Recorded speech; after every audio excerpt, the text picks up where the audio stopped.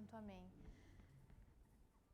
Ave Maria, cheia de graça, o Senhor é convosco. Bendita sois vós entre as mulheres, bendito é o fruto do vosso ventre, Jesus.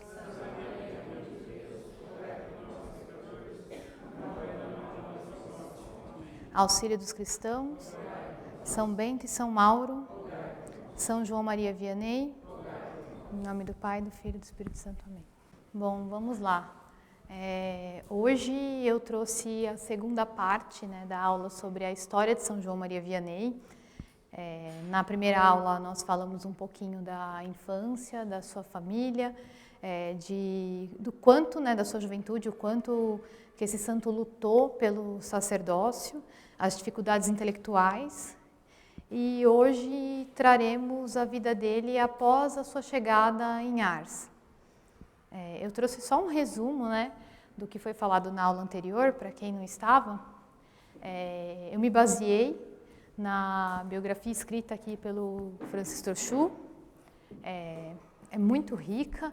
Ele teve acesso a vários documentos do processo de canonização do santo, então é bem extenso. Ele foi de uma família muito caridosa, a mãe foi um grande exemplo para esse santo. Teve 6 irmãos. Ele viveu ali dias de perseguição aos cristãos, da Revolução Francesa.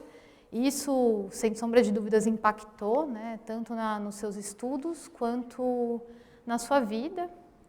Não tinham missas, as missas muitas vezes eram em celeiros, então tinha também os padres juramentados, a Constituição Civil. Nós tratamos desses assuntos na primeira aula, não vou me estender muito.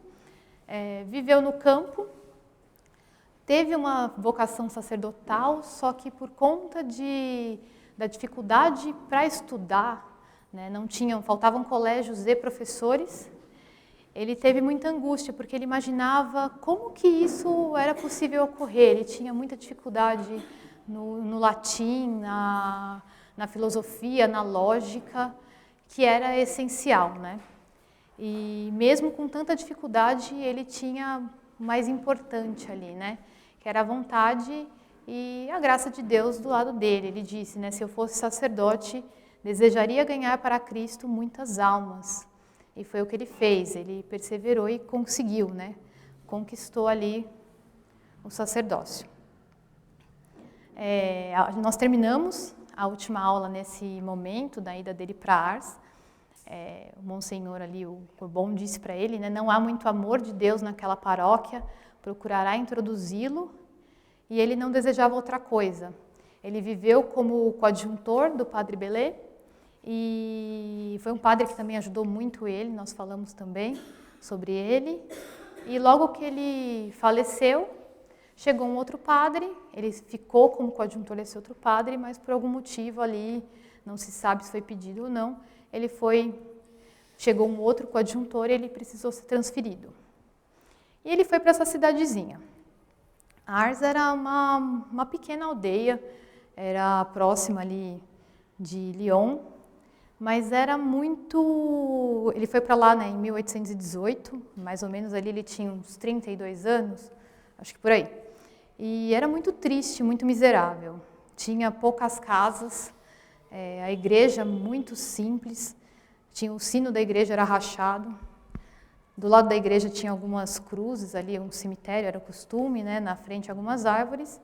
E do lado da igreja uma casa paroquial, também muito simples.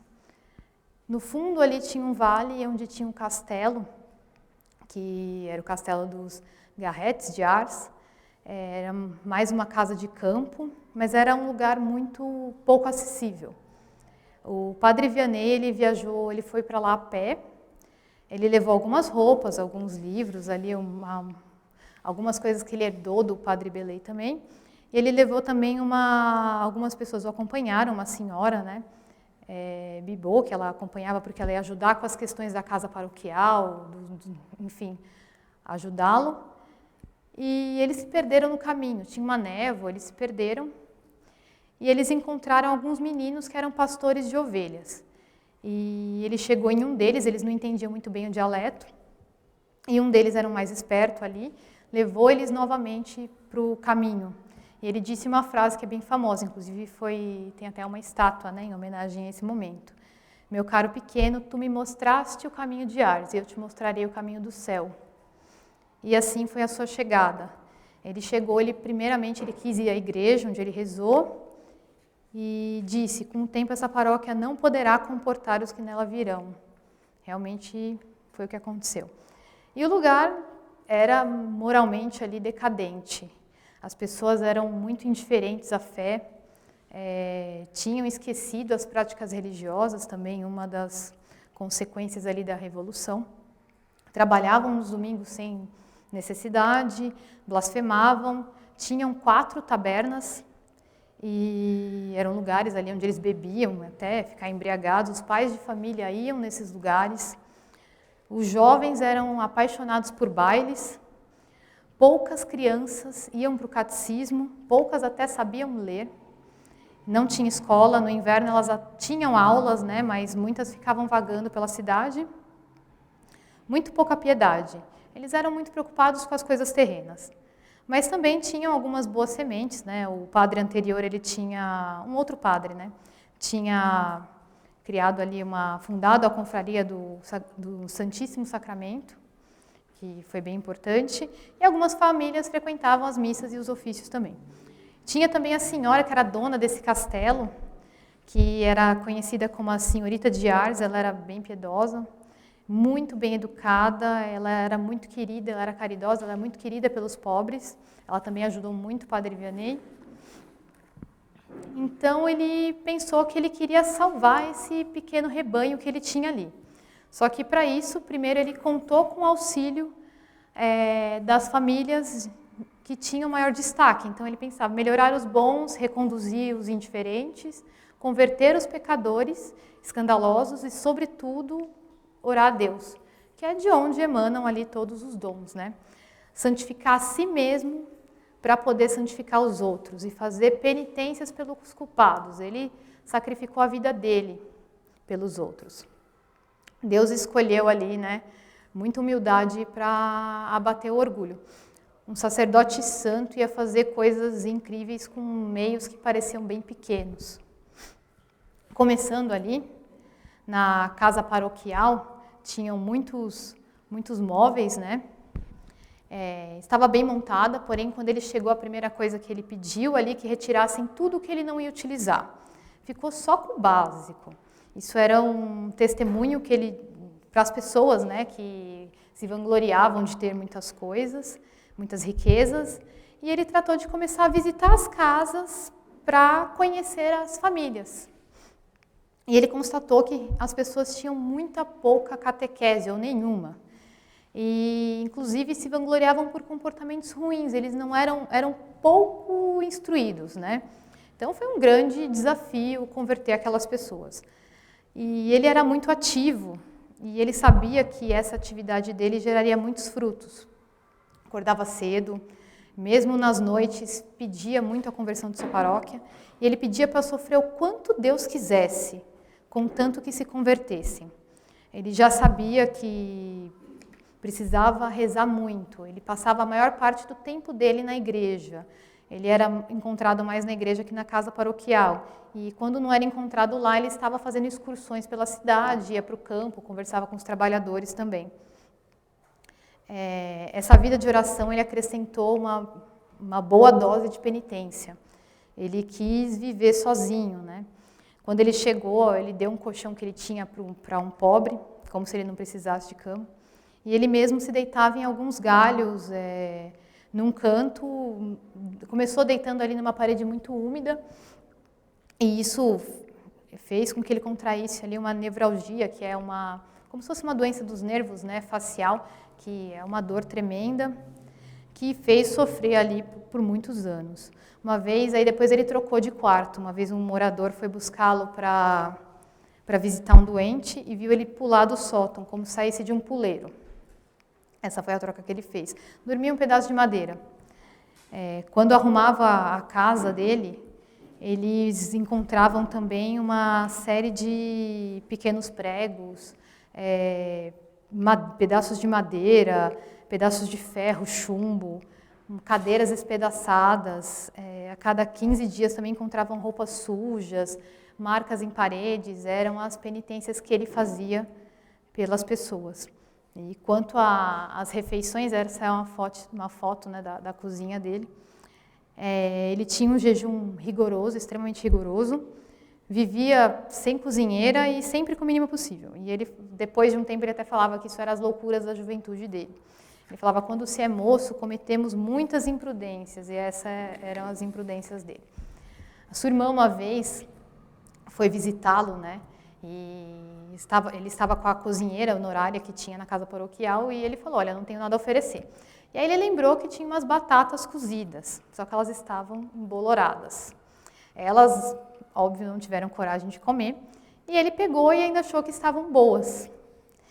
E elas, então, deixaram as batatas para ele e se viraram ali fazendo alguns pastéis, né? Uma espécie de pastel com farinha e água.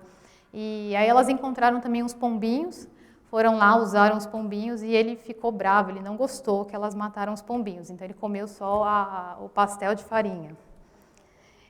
Na verdade, ele jamais se preocupou com o dia seguinte, né?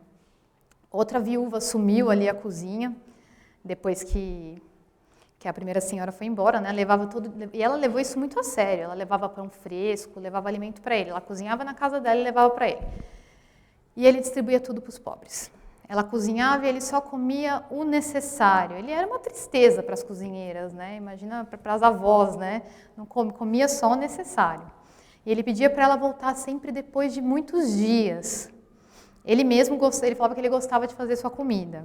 Então ele fazia as famosas batatas para a semana toda. Ele colocava num cesto, assim, pendurava na cozinha dele, e quando dava fome ele comia umas 2. E quando ele falava que a terceira era como se fosse um luxo. E às vezes nessa dieta dele ele acrescentava um ovo ou um pouquinho dessa mistura, né, de farinha com água e sal, fica uma bolacha. E isso durou muito tempo. Foi durar até mais ou menos 1827. Depois foi organizada a Casa da Providência. Mais para frente eu vou falar sobre essa casa, né? Era uma espécie foi uma escola e um orfanato que ele ajudou a construir. E aí ele fazia as refeições lá. Mas ele sentia muita falta dessa época. Ele mesmo dizia, né? Meu amigo, o demônio não faz muito caso da disciplina de outros instrumentos de penitência. O que põe em debandada, né, o que põe ele para correr, são as privações no comer, no beber e no dormir. Nenhuma coisa o faz temer tanto como isso. E, por outro lado, nada é tão agradável a Deus como isso. Importante. E ele falava também que essas épocas foram de muita penitência para ele, mas também ele recebeu ali grandes consolações.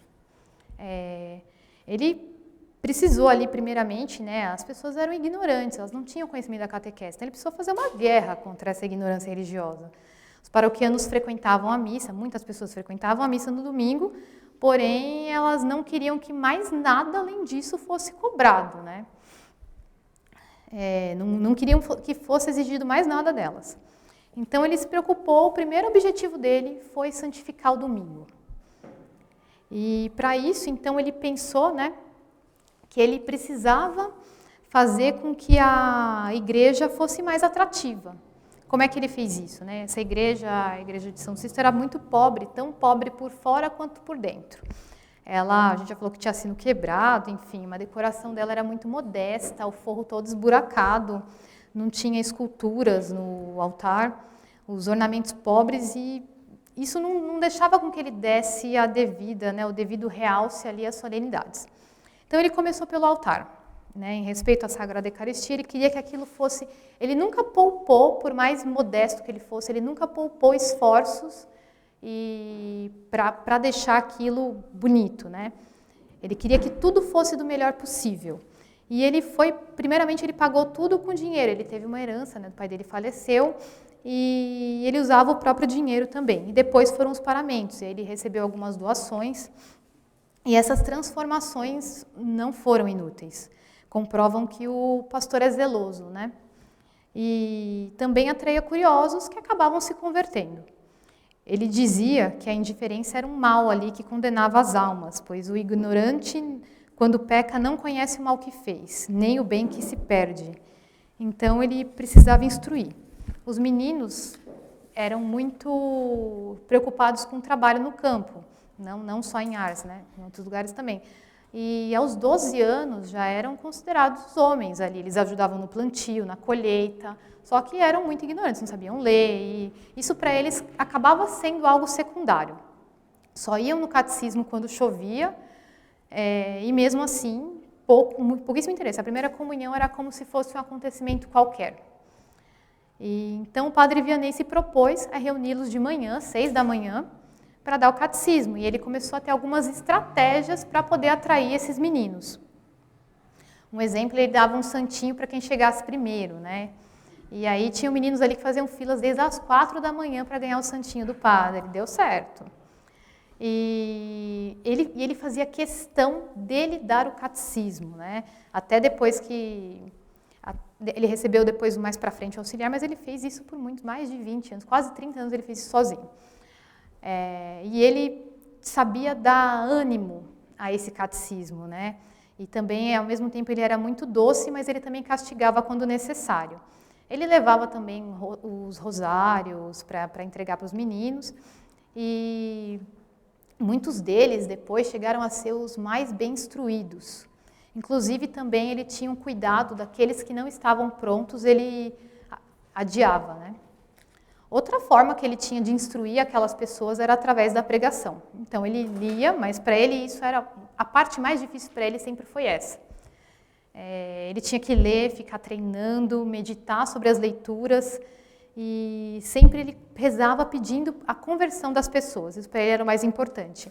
E a memória dele não ajudava muito ele. Então ele ensaiava, falava em voz alta o que ele ia dizer. E aí uma vez perguntaram para ele, né, porque ele pregava tão alto, no sentido do esforço que ele fazia para pregar, e rezava tão baixo. E ele respondeu que eu prego, eu falo aos surdos. E quando eu rezo, eu falo com Deus que não é. Então ele queria que esses fiéis, na verdade ele queria que eles tivessem uma compostura, né? Mas eles eram muito displicentes, assim. Cochilavam, bocejavam, batiam porta, iam embora antes, riam. E ele sempre ele repreendia muito severamente. Isso era uma característica dele. Chegava o verão, então, a igreja ficava praticamente vazia, porque era a época onde eles mais trabalhavam no campo, né? Trabalhavam, inclusive, nos domingos, mesmo quando não tinham... E quando retornavam para casa, começavam as festas. Os pais de família iam para as tabernas, se embriagavam ali, ficavam até embriagados. Para vocês terem uma noção, Ars era muito pequeno, tinha mais ou menos 200 habitantes e 4 tabernas. Então, sim, tinha lugar, né?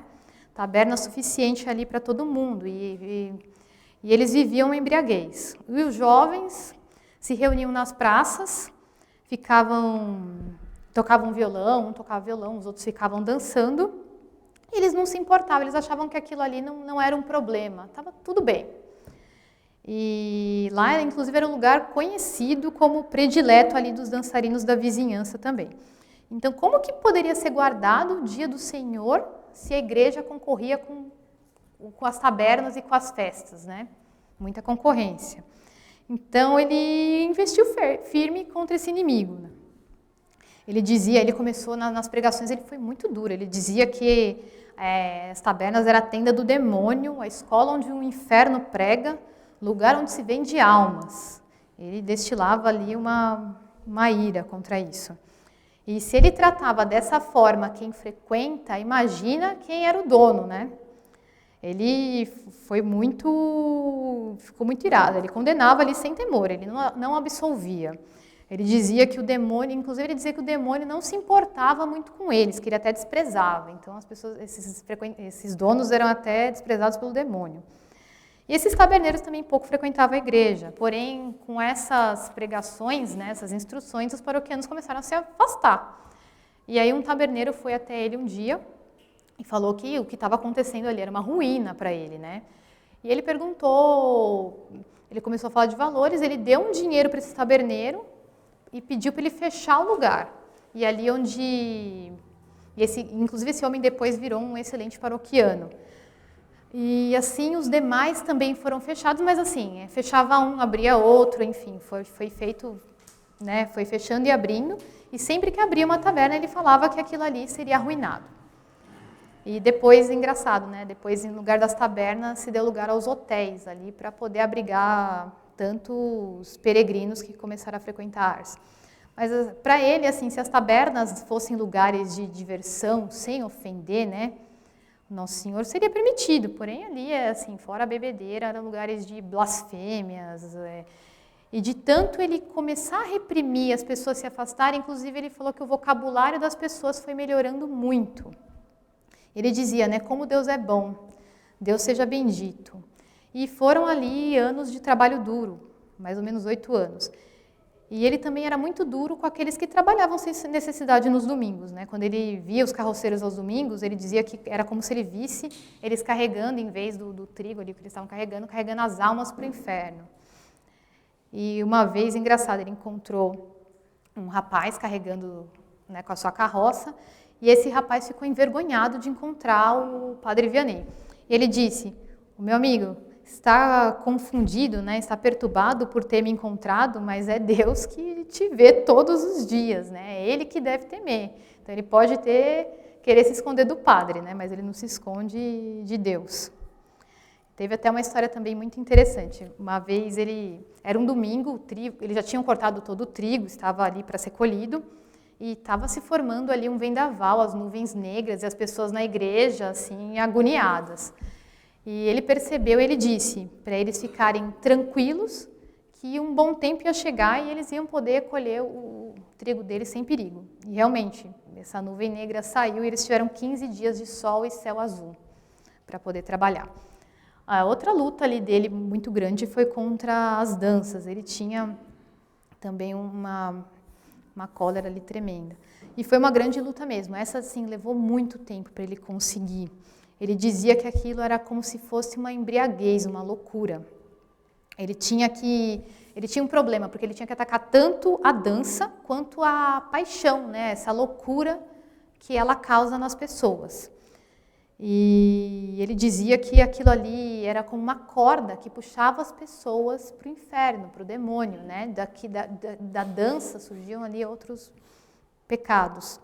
Uma vez ele foi encontro do músico, ele falava que quem acaba com o violão acaba com a festa, né, com o baile. E ele perguntou para ele, quanto te pagam para ir lá tocar? Ele respondeu, ele pagou o dobro para ele ir embora. Felizmente ali, nem todos os jovens, né, ele falava que eram loucos, né, pela dança. Um certo domingo até algumas moças que eram piedosas ficaram na igreja, elas queriam se confessar. E ele pediu para elas irem rezando o rosário. E aí havia uma lá que não era tão boa assim, né? E rezando ali junto com as outras, depois ela se tornou um modelo de piedade. E ele foi muito duro, ele negava a absolvição para os dançarinos. Uma jovem ali, ela conta que ela ficou 6 anos sem absolvição por causa da dança. E no livro ali tem inúmeros outros casos. Os jovens começaram não vê-lo ali com bons olhos, né? E aí eles começaram a fazer as festas deles em povoados vizinhos, e ele foi negando a absolvição aos dançarinos. E não só isso, ele tinha a modéstia para ele era importante, não só para ele, mas a modéstia é importante. Então ele negava também para as pessoas escandalosas, negava ali para os penteados extravagantes, ele não tolerava decotes e ombros à mostra.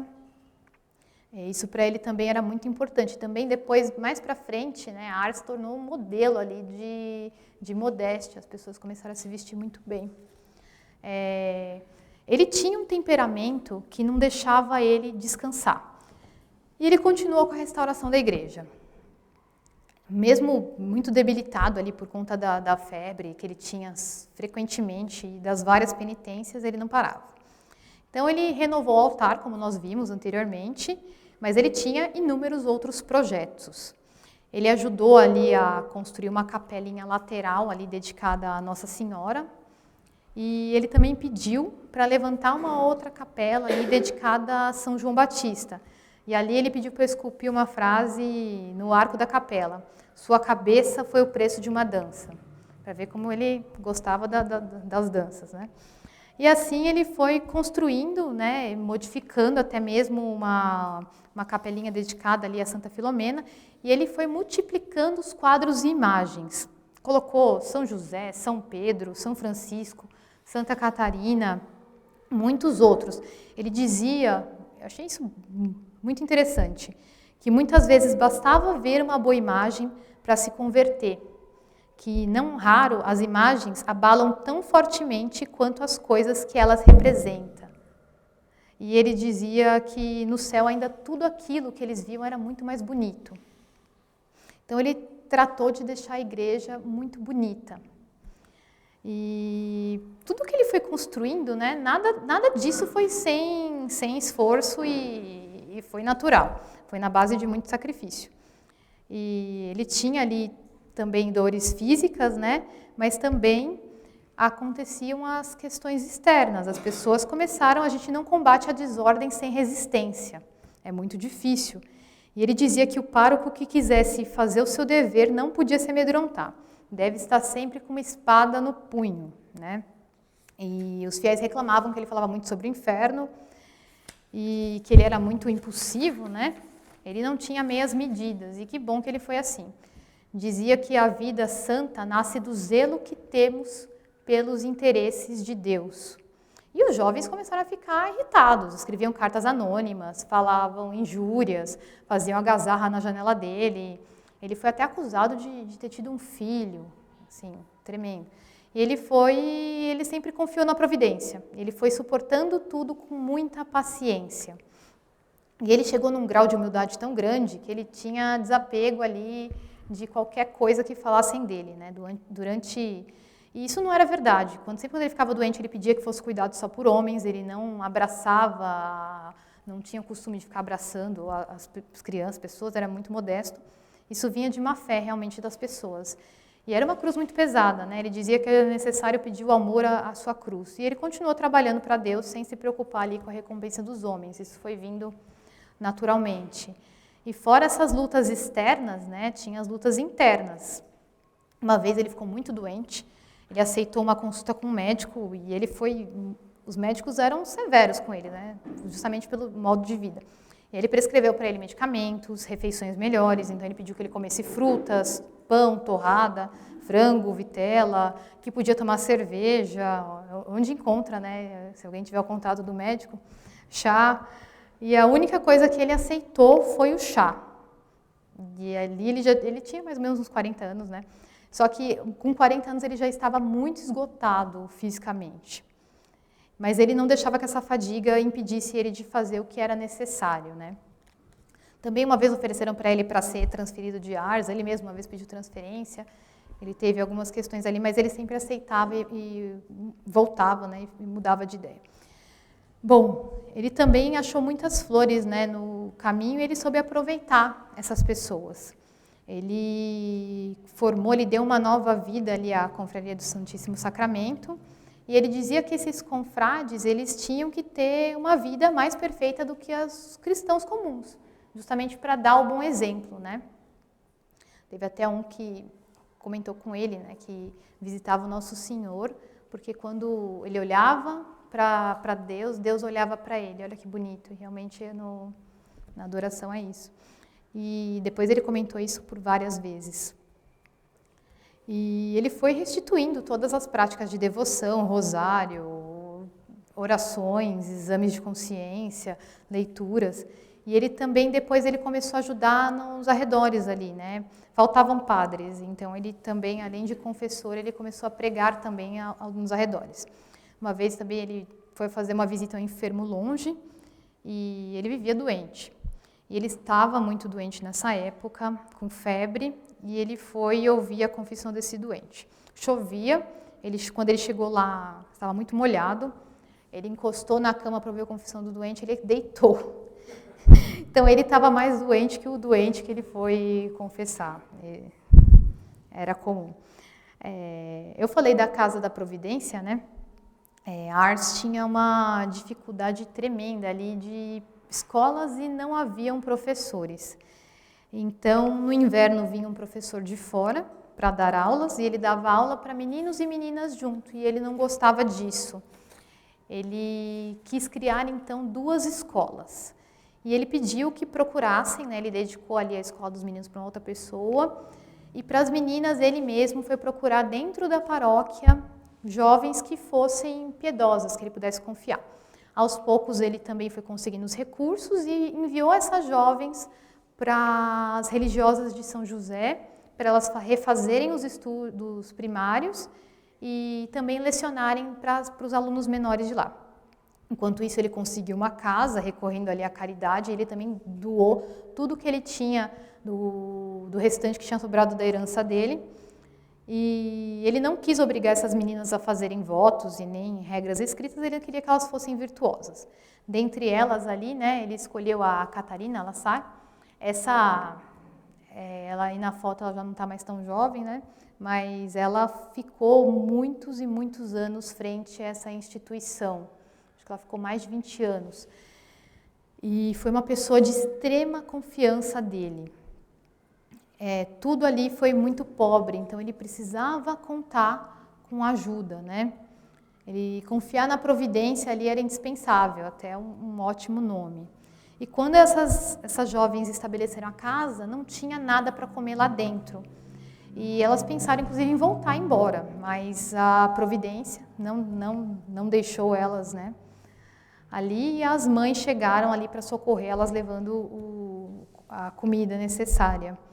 Essa escola, que depois acabou sendo um orfanato, tiveram muitas alunas. Eles recolhiam meninas sem família, com os pais indigentes ou negligentes. E quando não se tinha mais vaga, ele sempre entregava a menina e falava que era Deus que mandava. Como negar, né? E eles chegaram até ali 60 alunas. E mesmo quando elas cresciam e começavam a ganhar alguma coisa, a trabalhar, ele não aceitava o dinheiro delas. E nessa casa aconteceram ali coisas muito grandes. Uma vez eles estavam quase sem trigo para fazer a comida, né? E o padre Vianney pensou, foi uma época ali que o trigo da região mesmo acabou se perdendo muito, e o padre Vianney pensou até em dispensar algumas meninas da casa, porque ele não tinha como alimentar elas, né? Mas antes disso ele decidiu recorrer ali a um santo que ele já tinha recorrido na juventude, quando ele estava desistindo ali de tentar, né, ser sacerdote, era São Francisco Regis. Então ele espalhou o trigo que tinha no lugar, colocou ali por baixo do trigo, ele colocou uma relíquia do santo, e depois eles foram todos rezar, pedindo pão nosso de cada dia. E aí ele pediu para uma das meninas ir lá no celeiro e preparar o que restava. Quando ela abriu o celeiro, o trigo caiu, de tanto que tinha. E, inclusive, ela voltou assim e falava que era um trigo diferente do outro. Foi um milagre. E não foi o único, né? Uma vez também elas estavam com os recursos muito escassos e elas precisavam fazer pão e a farinha não tinha. E foram perguntar para ele o que elas iam fazer. E ele disse, é preciso amassar. E quando você joga água na farinha, ela fica líquida. Nesse caso, não. Ela ficava mais grossa, mais grossa, mais grossa, mais grossa. Eles fizeram ali muitos e muitos pães.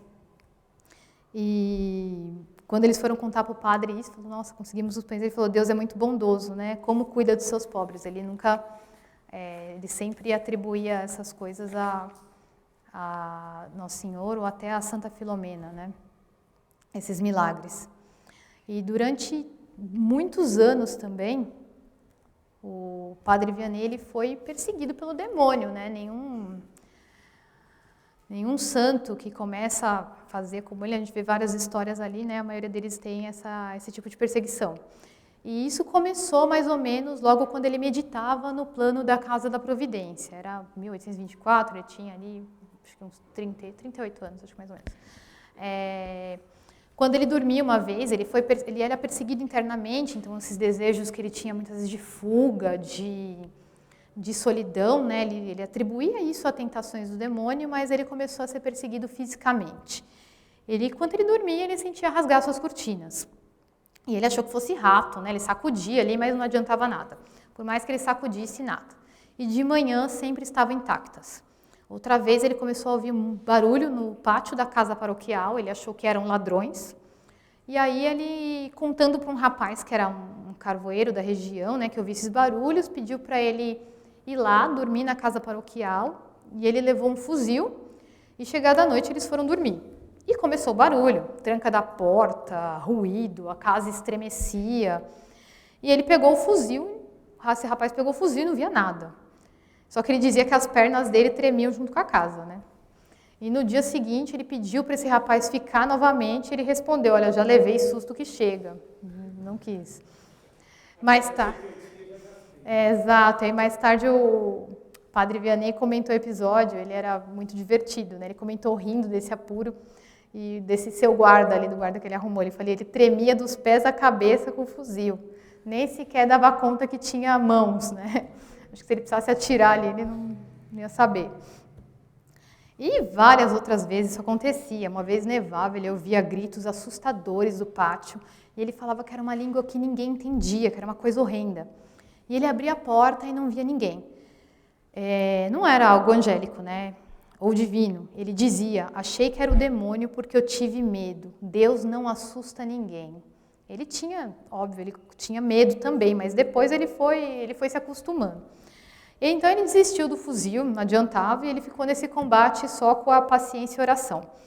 E ele começou a perceber que isso era pior no dia que ele ia receber um grande pecador. Então, no começo, ele tinha muito medo, não sabia, né, o que era aquilo, mas depois ele entendia e ficava até contente. Ele falava que quanto mais atormentado fosse, a pesca no dia seguinte era boa, né, anunciava a conversão de grandes pecadores.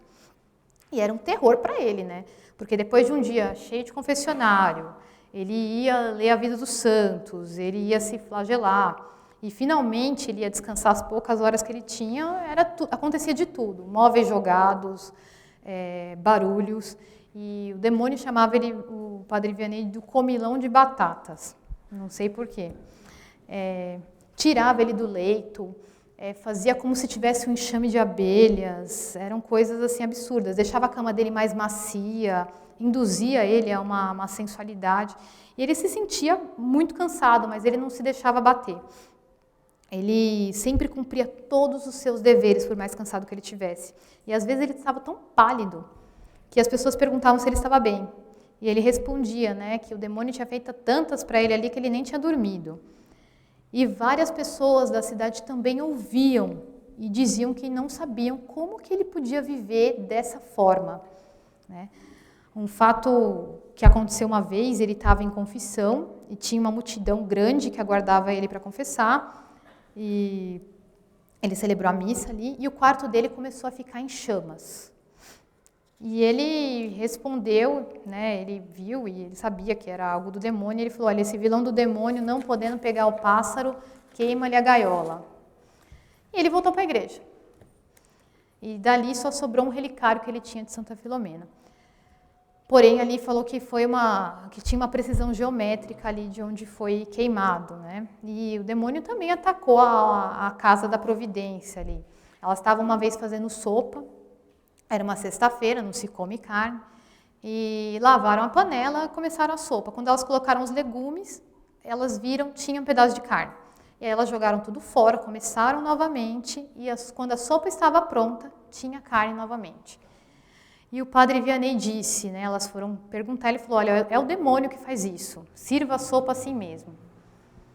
E quando perguntaram para ele se ele tinha medo, né, ele disse, a gente se habitua com tudo, o diabo e eu somos quase camaradas, né? Então ele acostumou a viver daquela forma. E ele era contra qualquer tipo de ocultismo e espiritismo, né? Isso perpetuou por muito tempo na vida dele. Conforme ele foi envelhecendo, né, essas obsessões ali do demônio foram diminuindo e pouco a pouco foi deixando essa luta, né? De 1855 até a morte dele, ele morreu em 59, ele já não foi mais importunado, mas um tempo curto, né? Mas na falta ali do demônio importunando, ele começou a ter uma tosse nessa época também que não deixava ele dormir. Então assim ele começou a se dedicar, todo o tempo que ele tinha, ele se dedicava ao confessionário. A aldeia de Ars ali, ela foi testemunha de muitos milagres, né? E de 1827 a 1859 foi quando as multidões chegavam, né? A igreja não ficava mais vazia. essa reputação do cura d'Ars começou a se propagar. Muitos iam curiosos, né? E a graça de Deus, ela tem os seus caminhos. E voltavam convertidos. E depois dos episódios que começaram a acontecer, desses milagres, começou a se espalhar e apareciam pessoas de todos os tipos. Débeis, enfermas, pedindo orações de cura, e eles melhoravam. E ele recomendava para ela sempre o silêncio. E ele começou a atribuir tudo a Santa Filomena. Tudo que ia se realizando, ele atribuía a Santa Filomena. E essa devoção começou a se espalhar. Eu falei um pouquinho, né, da devoção que ele tinha por Santa Filomena na primeira aula, mas ele pedia sempre que invocassem essa santa. E ela foi amiga dele ali por muitos e muitos anos e se tornou uma devoção da cidade. Agora, para falar um pouquinho, né, vocês imaginem só, achei isso curioso, né? Que estranho um padre de uma aldeia ali, nem cidade era, de mais ou menos 200 habitantes, arrastar tantas pessoas para o seu confessionário. No mínimo ali, eles achavam que ele era um excêntrico, né? Que deveria se comportar como os demais. No começo, tudo foi muito julgado, porque realmente era muito estranho, né? E achavam que se tratava de uma extravagância, algo do tipo, né? E a aparência do Padre Vianney era totalmente desalinhada. Ele usava uma batina usada, um chapéu velho, sapatos remendados, esse último, né? Quem nunca usou? E não lustrava, sempre se apresentava de uma forma muito simples. E como não era costume dos sacerdotes da época andarem assim, ele era conhecido como um inconveniente, de início, né? Falavam que ele queria chamar atenção. Uma vez ele foi num jantar, tinha outros sacerdotes e tinha um bispo, e pediram que o Padre Vianney, né, o bispo pediu que o Padre Vianney sentasse do lado dele. E os demais começaram a murmurar. Né? O cura d'Ars está do lado do bispo e nem está usando uma faixa. Né? A gente é de crer que naquela época não era obrigatório o uso de faixa. E ele ficou calado. E o bispo falou, o cura d'Ars sem faixa vale mais do que os outros com faixa. Ficaram, depois dessa, né, ficaram quietos. E ele vestiu a senhora pobreza ali como um outro santo, São Francisco. E muitos sacerdotes começaram a proibir os fiéis e os paroquianos deles de ir a Ars, sujeitos ali a negar a absolvição, porque julgavam ele que ele era incapaz. Mas é muito difícil, né, ele não ter tido nenhum prejuízo intelectual, tendo ficado tanto tempo sem estudar. Foi como foi a infância e juventude dele. Ele mesmo dizia que ele era muito ignorante. Ele dizia que toda família tem um filho rude e ele era esse filho, né? Uma vez até pintaram um retrato dele, ele não tinha meias palavras, né? E esse retrato não ficou muito bom, foi pouco feliz, e ele sorriu para o retrato e disse, sou eu mesmo, veja como eu tenho um ar de idiota. Ele, sempre quando era falado dele, ele ia para o lado da humildade, né? E ele dizia, lógico, algumas palavras incorretamente, e não que isso não seja importante, sem sombra de dúvidas porém ele tinha uma clareza, né, uma distinção. As pessoas que iam lá falavam que o que ele dizia, elas jamais tinham ouvido em outro lugar. E ele se preparava demais, também foi fruto de muito estudo ali que ele teve para se preparar.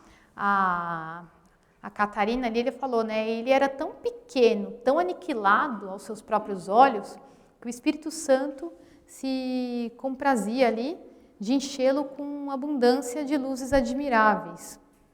E muitas vezes bastava isso, bastava alguém conhecê-lo para se render e se converter, né?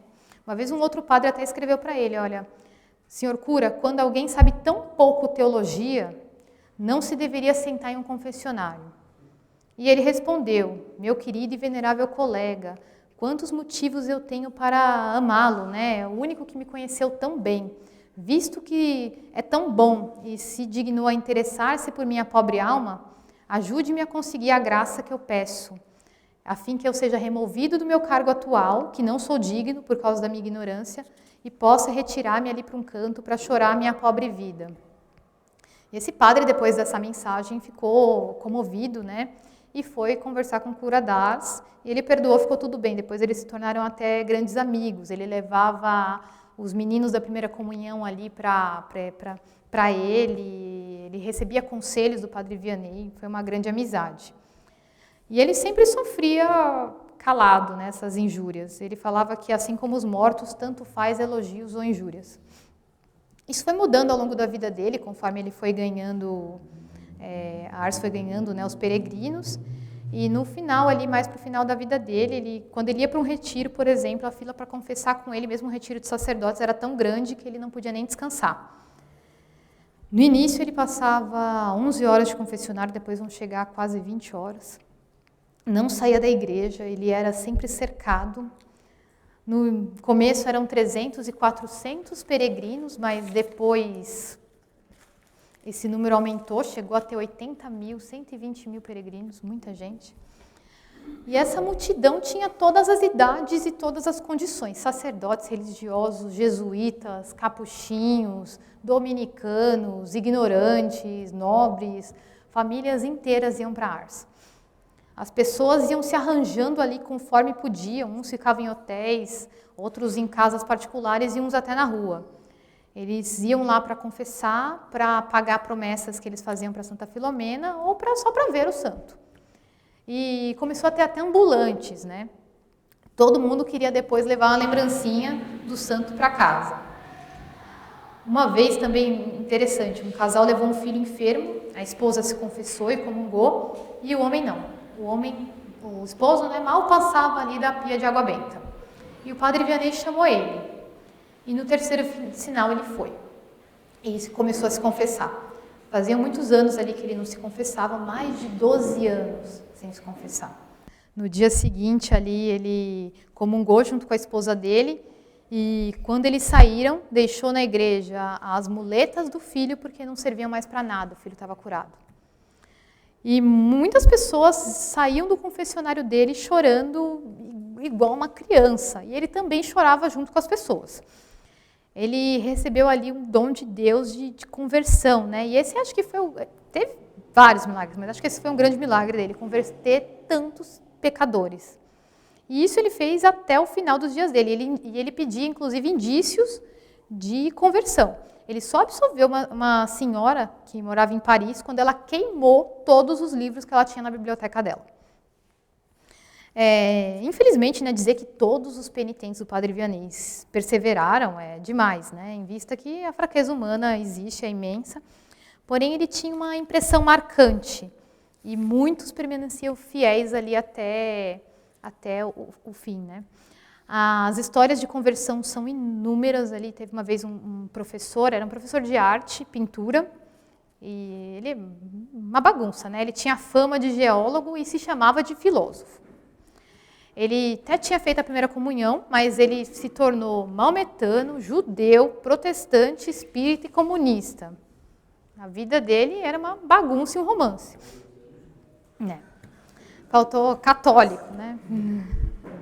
Uma vez, em viagem, ele encontrou um amigo, e esse amigo ia passar em Ars. E ele falou da fama do Padre Vianney. E ele foi por curiosidade, ele falou, eu sou um artista, né? Ele não acreditou, desdenhou. E foi assistir a missa só por curiosidade. E acabada a missa, o Padre Vianney foi lá, pegou o ombro dele e pediu para ele seguir ele. E ele foi. Ele pediu para se ajoelhar no confessionário, ele até disse, isso não, né? Porém, o curador fixou os olhos nele ali e ele obedeceu e começou a contar a história dele. O santo escutou, mas sabia ali que no coração dele, ele sabia o que passava no coração dele, né? Ele disse que ele voltasse no outro dia e que ele fosse até o altar de Santa Filomena e pedisse a sua conversão. Ele não se opôs, quando ele chegou lá ele chorou muito. No dia seguinte, ele pediu que o cura ajudasse ele, porque ele não acreditava mais em nada. A vida é uma bagunça, né? Que ele não acreditava mais em nada. E depois de um tempo, ele se tornou um católico fervoroso e zeloso. Um último caso sobre conversão aqui, né? 2 rapazes viajavam, passavam por Ars. Um deles foi porque queria conhecer o santo e o outro foi porque queria caçar. Levou o cão de caça e a espingarda. E chegando em Ars, ele ficou admirado ali com a multidão que ia naquela cidade. E quando ele ficou perto da multidão ali, né, o cura d'Ars foi para perto dele e falou assim, olha, se a sua alma fosse tão bonita quanto a de seu cachorro... imagina, né? Ele ficou vermelho ali, abaixou a cabeça. E o cachorro realmente, né? O cachorro, mas ele não estava tão bom assim. E ele entregou o cachorro e a arma, foi até o confessionário e saiu se desfazendo em lágrimas. E ele foi instruído, né, sobre o mundo, a seriedade da vida, o valor de sua alma, e ele se tornou religioso. E também foi uma outra coisa que ele foi também, ali ele era um bom diretor de consciências, né? Às vezes ele tinha muita sensibilidade, muitas vezes ele dispensava as pessoas que estavam na graça de Deus, porque ele falava para elas, vocês não têm necessidade, deixem o tempo para os outros. Mas ele indicava, né, que lessem o Evangelho, a imitação de Cristo, a vida dos santos, e ele tinha muita cautela nas orientações. Muitas vezes ele pedia para a pessoa voltar depois, e aí durante a noite ele fazia as penitências para saber o que falar. Uma vez uma senhora queria jejuar, e ele era muito consciente, né? Ele falou, olha, apesar dos jejuns, eu posso cumprir os meus deveres, mas a senhora não poderá. Então ele negou. E aos casados era uma alegria grande, né? Quando eles cumpriam ali a vocação do matrimônio, quanto mais fossem numerosos. Ele dizia para as mães, né? Não se assuste com o seu fardo, nosso Senhor carrega com a senhora. O que Deus faz é bem feito. Quando concede a uma mãe muitos filhos, é que julga digna de educá-los. É da parte dele uma prova de confiança. Inclusive também os sacerdotes, ele indicava ali algumas penitências, eu parar de se reunir com outros, enfim, até coisas maiores, né? Uma vez um pároco foi reclamar para ele, se lamentava da frieza dos paroquianos, e ele respondeu, tem pregado, orado, jejuado, se disciplinado, dormido em leito duro? Então, enquanto não fizer tudo isso, não pode se queixar, não tem do que se queixar. E, na verdade, assim, sobretudo, ele queria também que as pessoas se aproximassem dos sacramentos, né? Ele falava que nem todos que se aproximam dos sacramentos são santos, mas os santos sempre sairão daqueles que o recebem com frequência.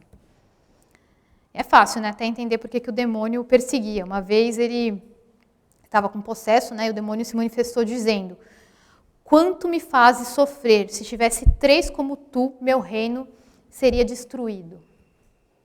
E ele, para isso, ele madrugava no confessionário, ele não tinha muito tempo, né? No começo, esses peregrinos ficavam até na própria praça ou no cemitério ali que tinha, já começava a cumprir a penitência ali. Mas depois eles começaram a construir locais para abrigar, principalmente as mulheres.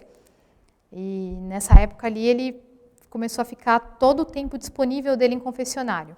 Ele só saía para celebrar a missa, que diziam também que no rosto dele ali era indescritível, quando ele estava na missa. E para ensinar o catecismo, ele começou a ensinar o catecismo aos peregrinos. Ele usava ali a Casa da Providência, né, para dar aula de catecismo, e começou a aumentar, os próprios peregrinos também iam. E quando ele via distração ali também, principalmente distração nas orações, ele falava, as moscas se afastam da água fervendo, só caem na fria ou morna, então não gostava que eles se distraíssem. E conforme foram chegando essas multidões, ficava cada vez mais difícil ele ter tempo para estudar o que ele precisava falar. Então ele fez uma novena ao Espírito Santo para pedir a graça de falar sem os estudos. O catecismo dele, ele lia ali algumas perguntas, falava as respostas e explicava o texto. E as pessoas falavam que o que ele dizia ali ele sempre dizia com muito zelo, né?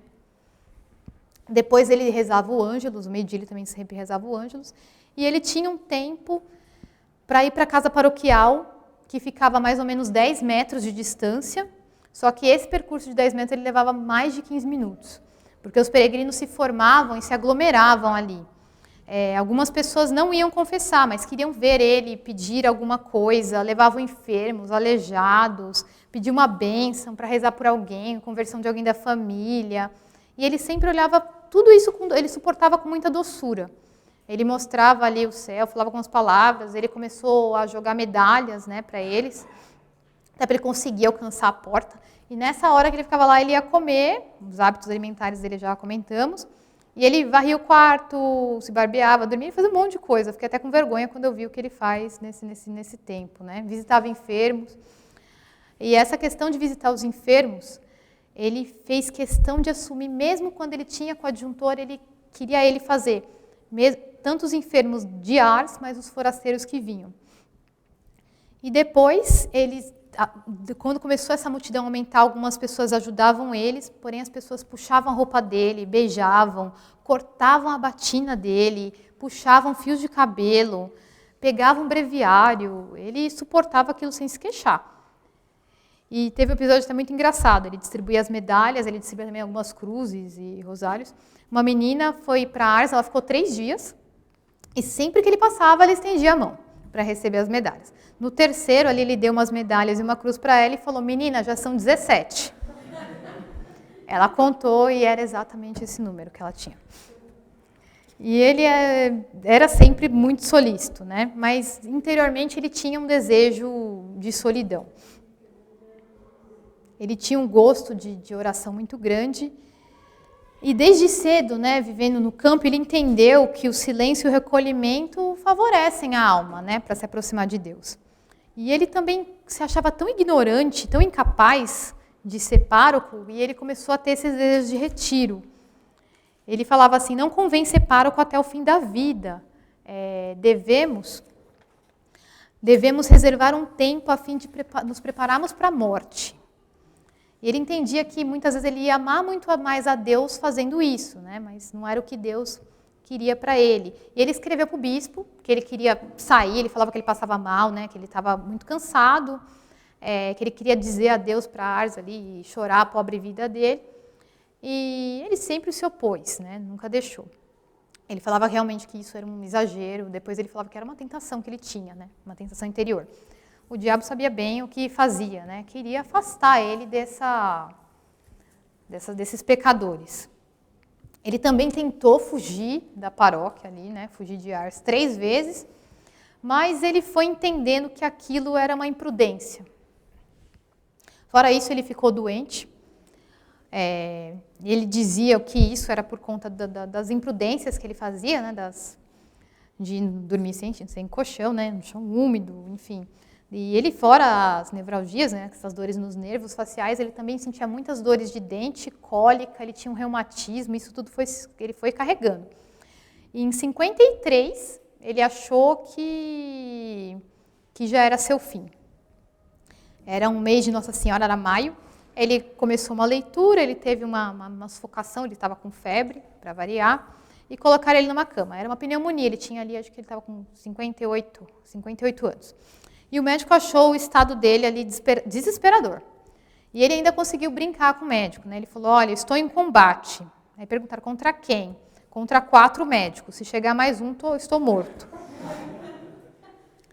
E isso para ele foi... E ele sentia, fora as dores, ele teve noites muito difíceis, muitos pesadelos. Dizia que ouvia gritos de triunfo do demônio. E ele aceitou os cuidados, não se queixou. Veio um outro sacerdote substituir, ele realmente acharam que ele ia morrer. Mas os fiéis queriam a cura dele, né? Então a multidão foi se ajoelhar lá no altar de Santa Filomena, pedindo a restauração do cura. Em 11 de maio, deram para ele os últimos sacramentos e ele pediu uma missa em honra a Santa Filomena. Todos ali já tinham certeza que tinha chegado a hora. Mas no seu interior ele dizia, né, Virgem Santíssima e Santa Filomena, se ainda posso ser útil para a salvação de algumas almas, né, que eu fique. E ele também falou uma coisa interessante, ele falou que sempre que você estiver perto de um moribundo, né, você pode ler que eles escutam. E que ele escutava tudo.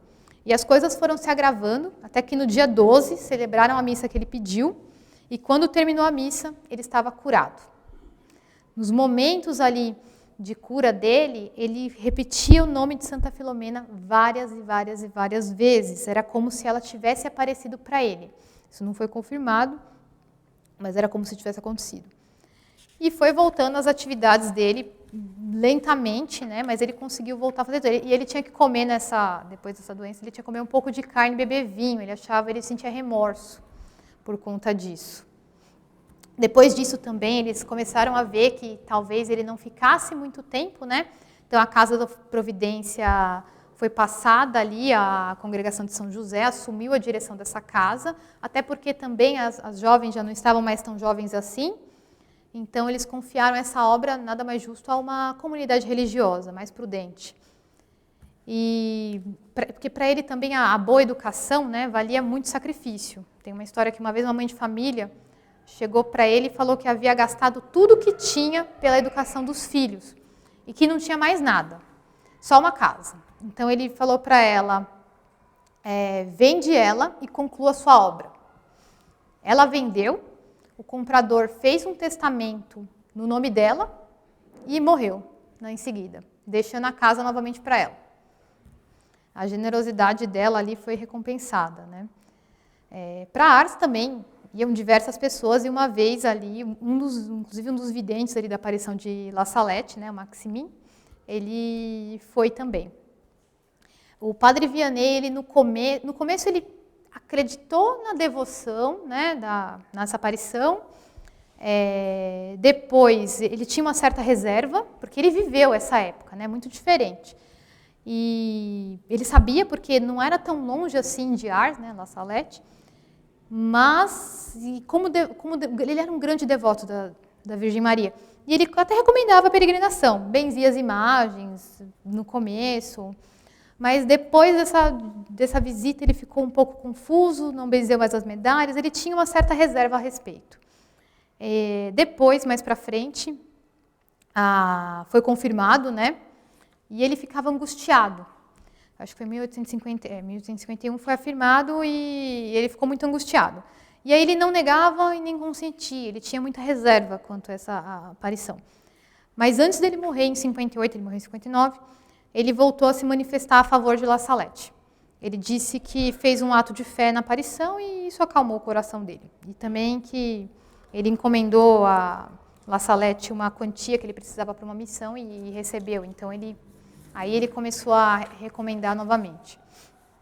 Ele se tornou ali em 1850, ele era extremamente popular, né? E aí começaram a querer dar para ele algumas honrarias. E ele sempre questionava, né, se ele ia ganhar algum dinheiro, alguma renda com isso. E quando ele sabia que não, ele falava, se com isso os pobres não ganham nada, eu também não quero.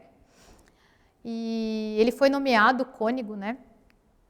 E pediram para ele ali colocar a mursa de cônego, né, um tecido que fica por cima da roupa, cônego honorário. E quando ele foi receber, ele parecia um condenado. E logo que ele pôde, ele já foi retirando. E depois ele pegou a mursa e vendeu.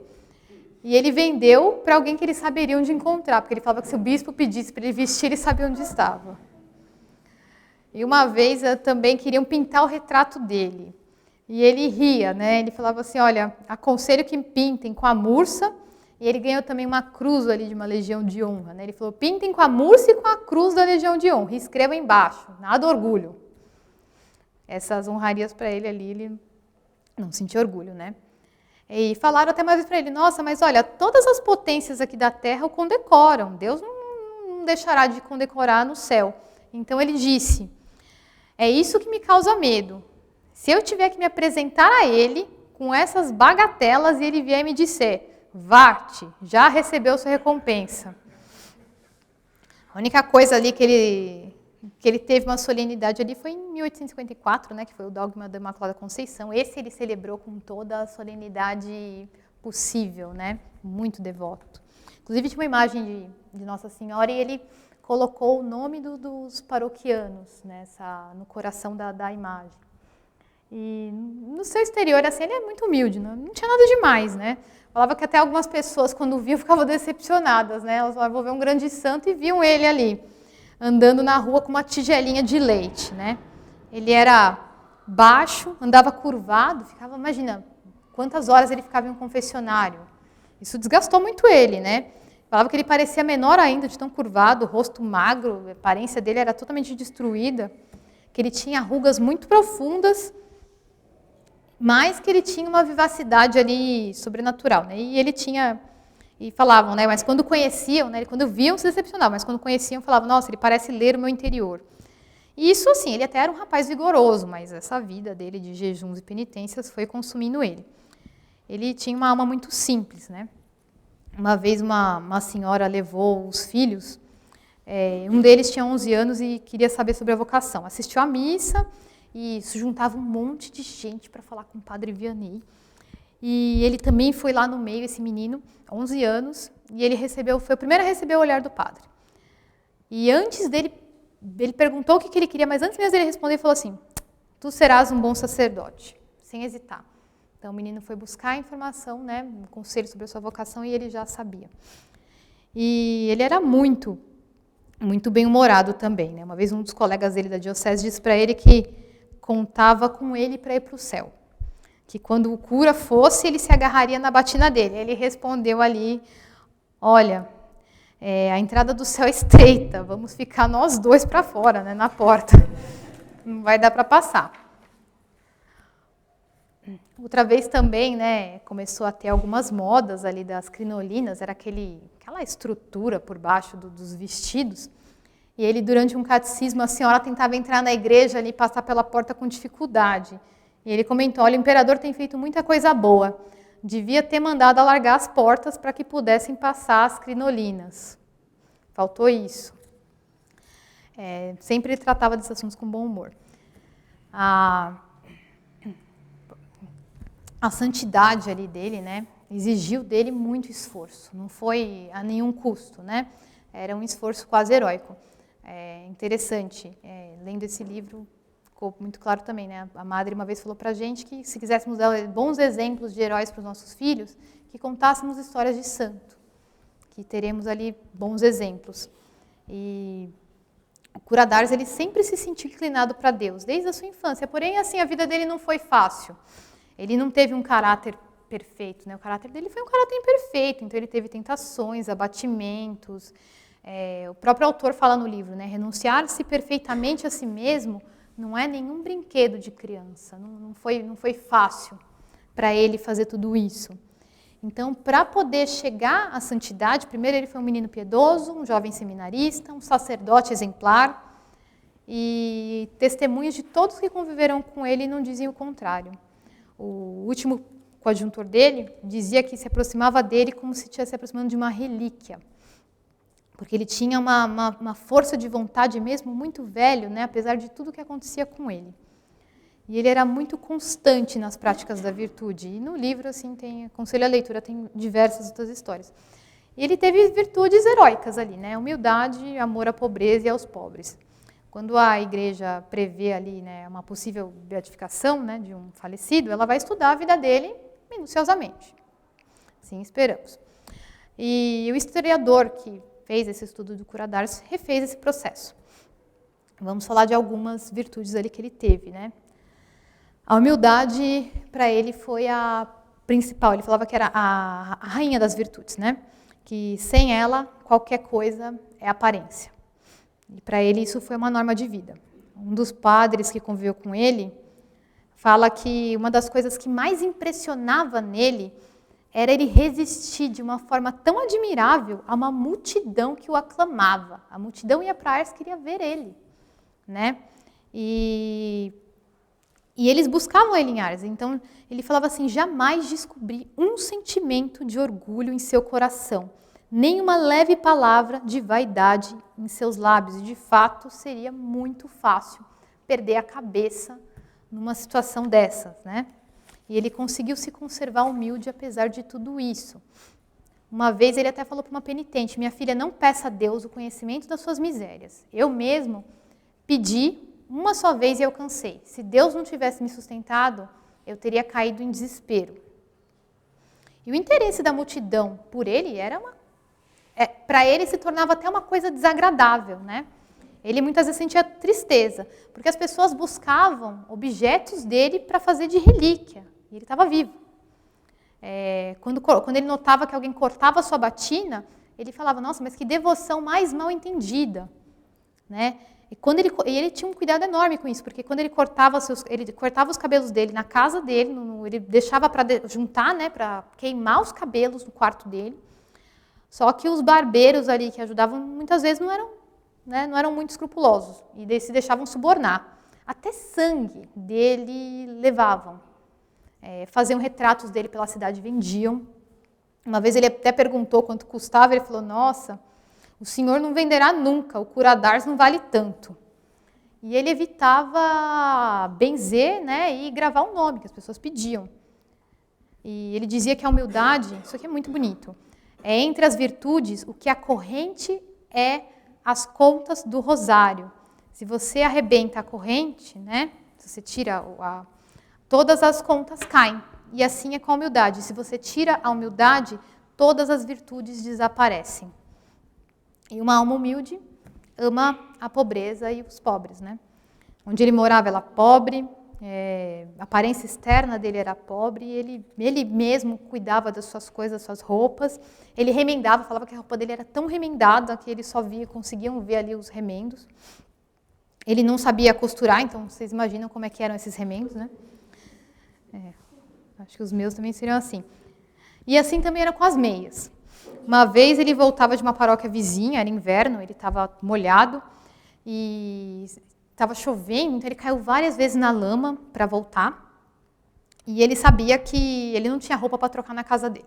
E ele sabia que ele ficar naquela situação também seria muito ruim. Então ele bateu na casa de um paroquiano, né? Que teve que emprestar uma roupa para ele e secar dele no fogo.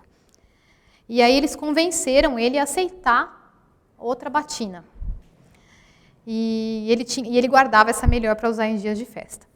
E às vezes eles queriam até dar uma nova para ele em troca, e era uma maneira até de conseguirem ali uma relíquia, então ele tinha uma preocupação. Ele recusava, e às vezes deixavam na casa dele uma batina nova, e ele pegava e distribuía. Teve um padre que falou assim, nossa, já ganhei 3, né? A casa dele era toda esburacada, vidro quebrado, para poderem arrumar ele tinha que sair de lá, e aí ele dava um jeito de arrumar. Ele tinha uma tigela e uma colher.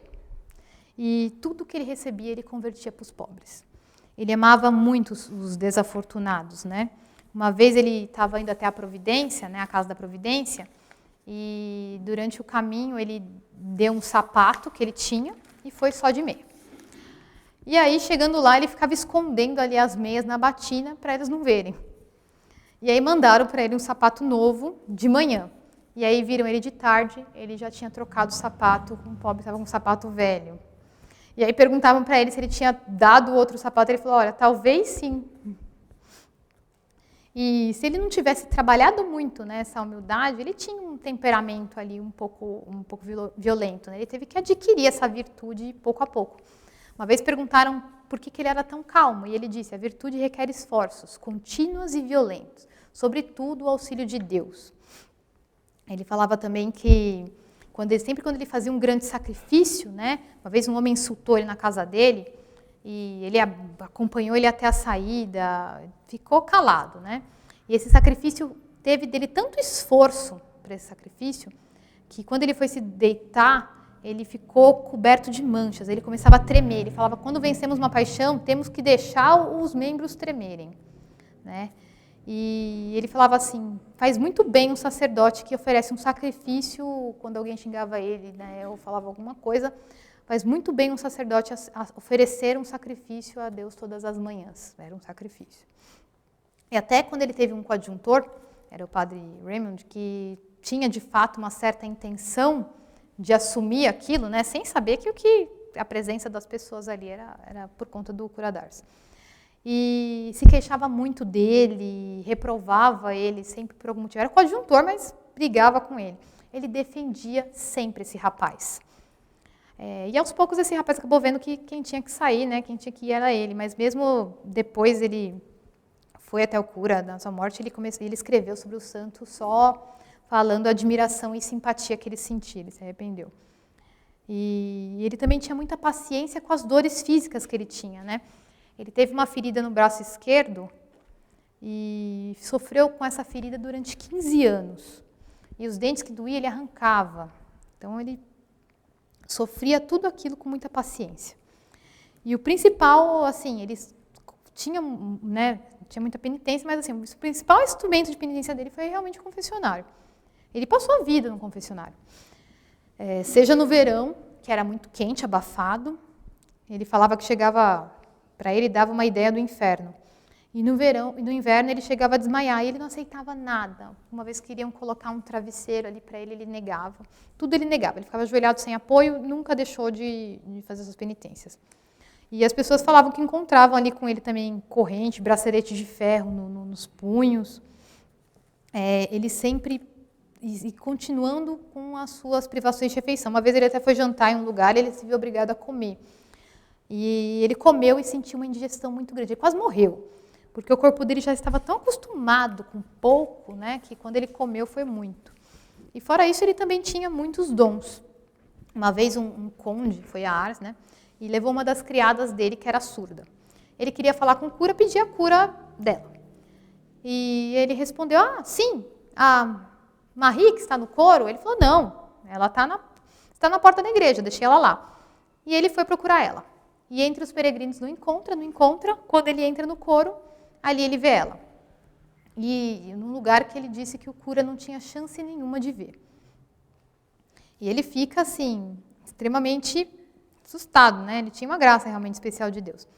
E muitas pessoas dizem que ele sempre respondia tudo com um acerto admirável, né? E muitos outros tinham medo de falar com ele pelo mesmo motivo, né? Porque ele saberia ali algumas coisas, né?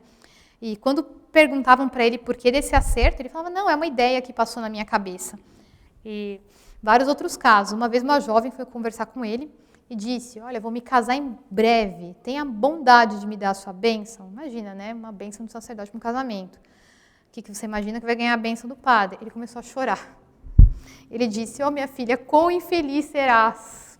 Falou para ela ali, né? Já colocou a realidade para ela. E ela disse, mas então o que fazer, meu pai? Ele falou assim, olha, entra para uma ordem religiosa e vai logo, porque não chegarás a 50 anos. E ela morreu com 49. Uma outra jovem, ela foi o oposto, né? Ela desejava ser religiosa, e ele disse, não serás, mas sim a sua irmã casada. Ela não entendeu, né? Mas a irmã ficou viúva em pouco tempo e se tornou religiosa, e essa jovem adoeceu e morreu. E o cura conseguiu visitar ela, né? E ela perguntou para ele se ela ia realmente morrer, e ele disse que no dia da Assunção, e foi realmente nesse dia que ela faleceu. Um outro rapaz também casou, era pai de 3 meninos e queria muito a menina, né? A menininha. Foi visitar o cura, ele estava com alguns rosários na mão, deu 4 para ele sem falar nada, e ele fala, toma, são para os seus filhos. Ele falou, cura, mas eu só tenho 3 meninos. O 4º será para sua filha. E no ano seguinte nasceu a Marie. Outras 2 jovens também foram no catecismo e uma delas zombava dele e falava que ele era como se fosse uma caricatura, né? Ele pegou as palavras do ar e falou, não é verdade. Para quê, né? Vim de longe para ver uma caricatura. Ela ficou chateada, depois foi pedir desculpas, e ele pediu que ela se confessasse. Confessou, comungou e chamou a amiga da jovem que ofendeu, né? E falou, olha, regressar para casa, tenha cuidado com a sua companheira, vai acontecer uma desgraça. Mas como ela confessou, comungou, a salvação dela não correrá perigo. Voltando para casa, essa amiga foi mordida por uma cobra e morreu na hora. Então ele sabia, né, as coisas que iam acontecer e ia atribuindo sempre tudo a Nossa Senhora e a Santa Filomena. Ele falava, nunca recorri a ela sem ser ouvido. Né? E ele mesmo dizia, né, eu tenho muita vontade de proibir Santa Filomena de fazer milagres com os corpos. É preciso que ela cure as almas. Porque isso atrai as pessoas para a Ars. Ele falava para ela curar os corpos longe, né? Mas que deixar para curar os corpos mais tarde, curar as almas primeiro. Uma outra mulher tinha uma doença nas cordas vocais, não podia falar sem sentir dor, era como se fosse uma queimadura que ela tinha, sentia uma dor de queimadura. E para se comunicar, ela escrevia em uma ardose. E ele disse para ela que remédios ali seriam inúteis, que Nosso Senhor podia curar, que ela fosse recorrer a Santa Filomena, mas que ela fosse violenta, deixasse a ardose no altar. E diga a ela que se não puder restituir sua voz, que ela dê a dela para você. E ao terminar a oração, ela estava curada. Ela leu em voz alta sobre a confiança na Santíssima Virgem.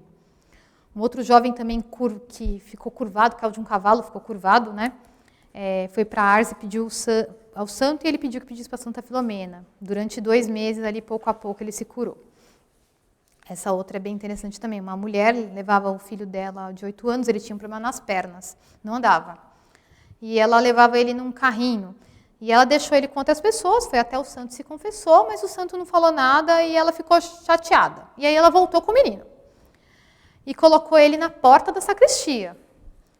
E ainda pôs o pé para não fechar a porta. E aí o santo falou, pode entrar, né? Aí ele olhou para o menino e falou assim, olha, esse menino é muito grande para andar assim, põe ele no chão. E ela disse, não, mas ele não pode, né? Poderá. Tenha confiança em Santa Filomena. Ele deu um beijo no menino, pediu para o menino ir rezar no altar de Santa Filomena. Falou, tenha confiança. E o menino foi com grande esforço até o altar, rezou, ficou um tempo, depois ele levanta sozinho, volta para a mãe e diz que está com fome.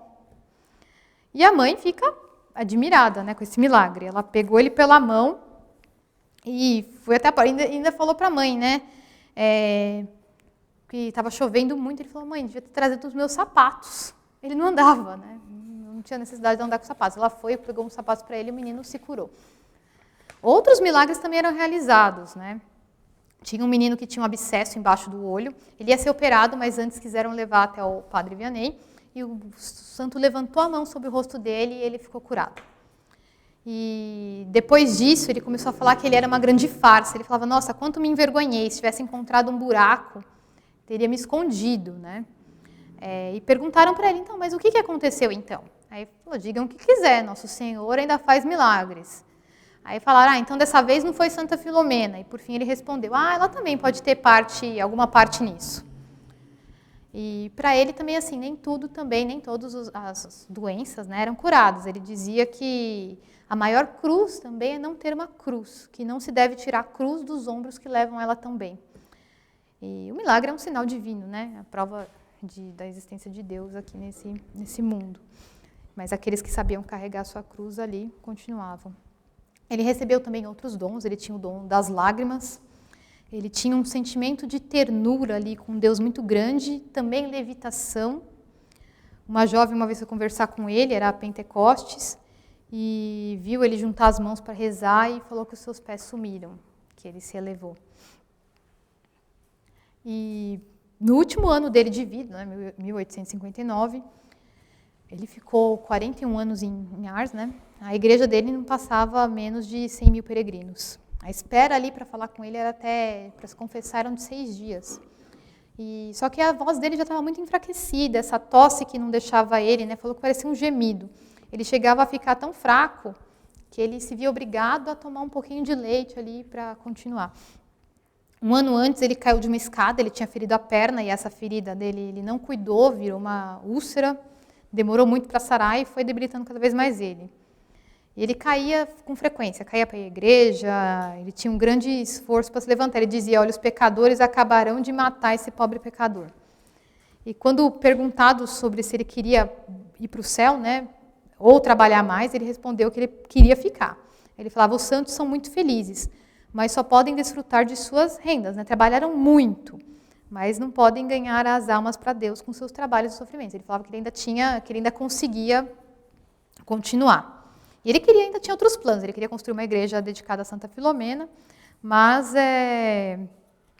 durante a Páscoa ali, ele já disse que o tempo dele seria breve. No último ano de vida ele chorava muito, falavam que o rosto dele sempre parecia resplandecer e que durante as missas eles só ouviam exclamações de amor a Nosso Senhor. E tinha uma senhora, né, até que todo ano ela ia para Ars. E no último ano ela se despediu dele e ele falou assim, olha, em 3 semanas nos vemos. Ela ficou pensativa, ela falou, nossa, ele vai viajar, né? Para casa ele ia para a cidade dela. Na verdade, os dois morreram no mesmo tempo. Ele mesmo sempre dizia que aquele seria o último ano dele. Em 29 de julho, ele se sentiu indisposto, estava muito quente, né? No confessionário ele se sentia como se estivesse sufocado, estava com febre também. Ele foi à explicação do catecismo às 11, falaram que não conseguiam ouvi-lo. Pela noite, chegando à casa paroquial, ele desmaiou na escada, com muito esforço foi para o aposento dele e começou a dar umas pancadinhas como se estivesse chamando alguém. A Catarina ela estava lá, escondida, porque já sabia, né, que de prontidão. E ele falou para ela, meu pobre fim, chama por um confessor. Queriam chamar um médico, mas ele disse que era inútil. E o médico disse também que com o calor que fazia, era muito difícil ele ter alguma melhora, né? E ele estava muito dócil, falou que ele aceitou até um colchão.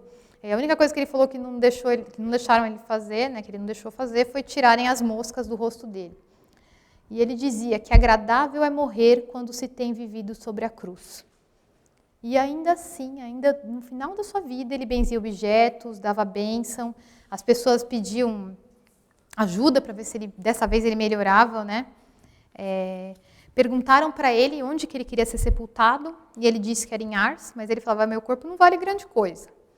E foi levando até 4 de agosto de 1859, ele tinha 73 anos, Ars estava com uma tempestade horrível e ele entregou a alma dele para Deus. A notícia se espalhou e as multidões começaram a vir, né? Todos choraram.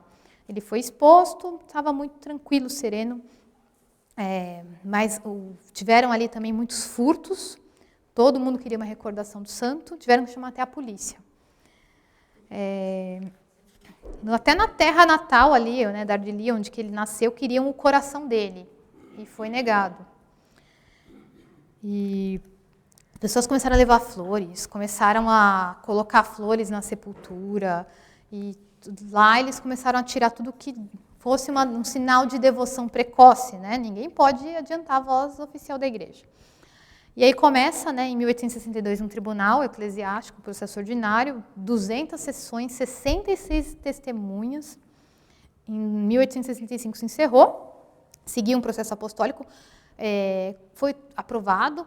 Muitos milagres foram acontecendo nessa época também, todos dedicados a São João Maria Vianney.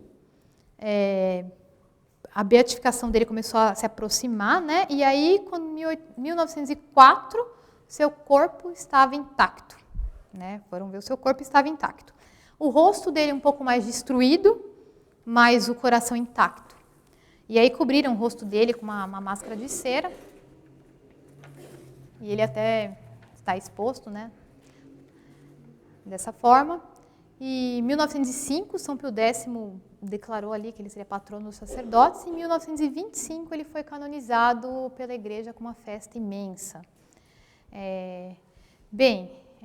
Era isso. A história desse santo é fascinante. Eu recomendo imensamente a leitura do livro. Tem muitas outras histórias aqui dentro. Eu separei algumas. Milagres, datas, fatos. Meu objetivo era realmente trazer um resumo que, sem dúvida, assim, é um grande exemplo para nós, né? Um santo tremendo. Era isso. Obrigada. Vamos rezar? Em nome do Pai, do Filho e do Espírito Santo. Amém. Ave Maria, cheia de graça, o Senhor é convosco. Bendita sois vós entre as mulheres, bendito é o fruto do vosso ventre, Jesus. Por nós, pecadores, agora e na hora de nossa morte. Amém. Auxílio dos cristãos, São Bento e São Mauro, São João Maria Vianney, em nome do Pai, do Filho e do Espírito Santo. Amém.